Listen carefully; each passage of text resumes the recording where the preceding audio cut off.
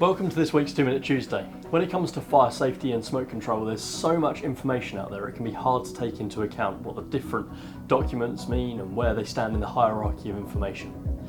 Understanding where things fit can help you make more sense of the different documents that you come across in your day-to-day work and how these documents relate to one another. With that in mind, today I'm going to break down at a high level the difference between acts, regulations and guidance and give you examples of what documents fall into which categories. Acts, regulations and orders may on first encounter appear to be the same thing and equal, but they are legally not the same thing and are not equal. Let's make a start. Acts are pieces of statutory legislation passed by Parliament. This is law. This is the primary legislation. The breach of an act creates liability enforceable by the judicial system, the courts. However, every act of offence also creates in law legal defences. So acts are primary or statutory legislation, and examples include the Building Act 1984, the Regulatory Reform Act 2001, and the upcoming Building Safety Bill 2020, which will become an act as and when it's passed into law. Moving on to the regulations and orders. Regulations and orders are subordinate to acts. They are linked to an existing act and they aim to aid a person apply the principles of the primary act.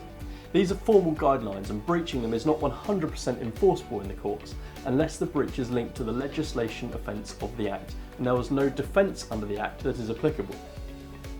Examples of regulations include the Building Regulations 2010 and the Regulatory Reform Fire Safety Order of 2005.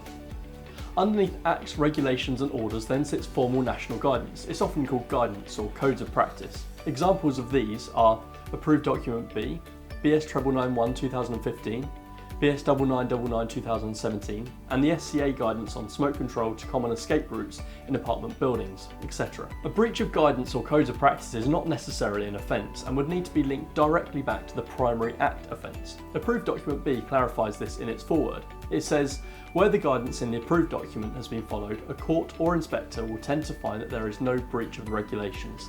However, where the guidance in the approved document has not been followed, this may be relied on as tending to establish the breach of the regulations, and in such circumstances, the person carrying out the building works should demonstrate that the requirements of the regulations have been complied with by some other acceptable means or method.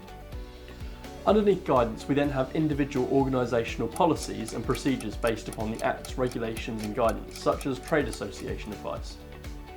Finally, if a case made it to court, then there is case law and precedent to consider. Whilst this topic is so enormous, it would be borderline impossible to cover every single link and eventuality. Hopefully this walkthrough has given you a clearer understanding of the hierarchy of information around smoke ventilation. If you'd like the diagram, it is available to download from our website. There's the link in the comments below. If you have anything to add to the diagram or would like to suggest an amendment, please message me directly. Finally, if you haven't already, don't forget to subscribe to our YouTube channel where you'll get weekly videos like these ones helping you make sense of fire safety and smoke ventilation. Thanks for watching, and as always, I'll look forward to seeing you next week. Bye for now.